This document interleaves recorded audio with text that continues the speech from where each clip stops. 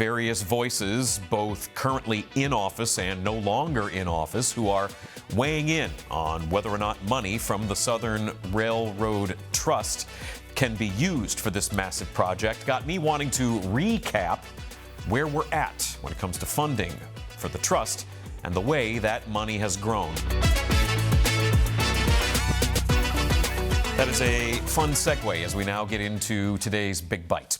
All the recent talk about caps on Fort Washington Way and various voices, both currently in office and no longer in office, who are weighing in on whether or not money from the Southern Railroad Trust can be used for this massive project, got me wanting to recap where we're at when it comes to funding for the trust and the way that money has grown. We're going to start with the big picture here. In terms of year to date, the trust is up more than 3% and has been seeing returns well over the target of when the fund started a couple of years ago. You can see the way things have grown with a really nice spike there at the end.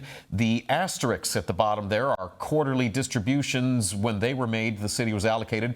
Up at the top there, allocations to the city of Cincinnati. You can see how much money was given for fiscal year 2024, 25, and 26. That money is growing, it's being dispersed, and also that doesn't touch the principal. That is just supposed to be interest that is earned by this money from when Cincinnati sold the railroad. Also, amount invested and gaining interest, $1.9 billion. That is quite a bit of money. But the point of getting that money for the city by selling the railroad was to use some of that money to pay for infrastructure. And this is really key in the whole thing. The money has to be used for existing infrastructure. The way things are written, it can't be used to fill budget holes or for general operating expenses, and certainly new projects get a lot of scrutiny as well, leaning toward no. The Cincinnati Southern Railway Trust website does a really nice job of outlining exactly where things are, how we got here, and various responsibilities, along with all the different categories that the money is allowed to go to: transportation and engineering, parks and recreation, health, and then city facility renovation. Those are the four main categories, and then that bar chart below has you able to see where the money has gone in those various categories so far, and obviously transportation and engineering getting the vast majority of that. That website handles accountability and transparency by posting financial statements going back for years, along with the minutes of board meetings. This is a public institution that is accountable to the taxpayers.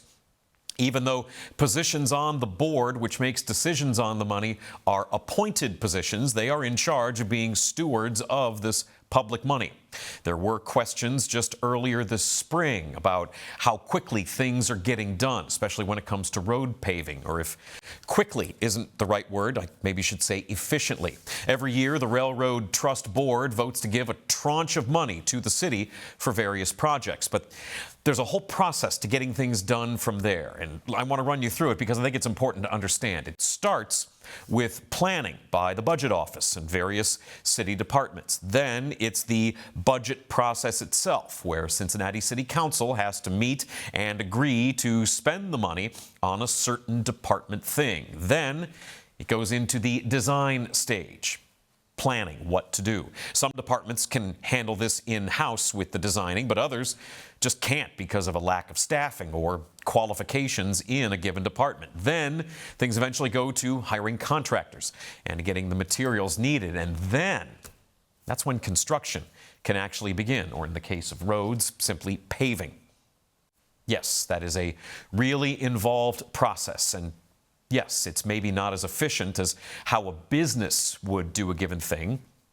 That's because it's government. It's not business.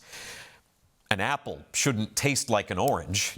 You may be holding an apple and you may want to taste orange, but if you bite into apple, it should taste like apple. The majority of the money being spent from the CSRT, as we showed you, is going to transportation and engineering, and much of that is paving roads. But what about building something over a road? That's been a much more recent subject of discussion. The proposal of putting caps over Fort Washington Way. Look at that, a little bit of magic. to create green space and connect downtown to the riverfront is something that has had a number of former mayors making public declarations about, though not the one who's actually on the Railway Trust Board. Mentioned that yesterday. The rules of the trust are written into Ohio state law, using that money only on existing infrastructure involved former Green Township, Ohio State Rep Bill Seitz, the former Ohio House Majority Leader. He was in the Ohio Senate for a number of years, and that's where we pivot. He will be my guest next.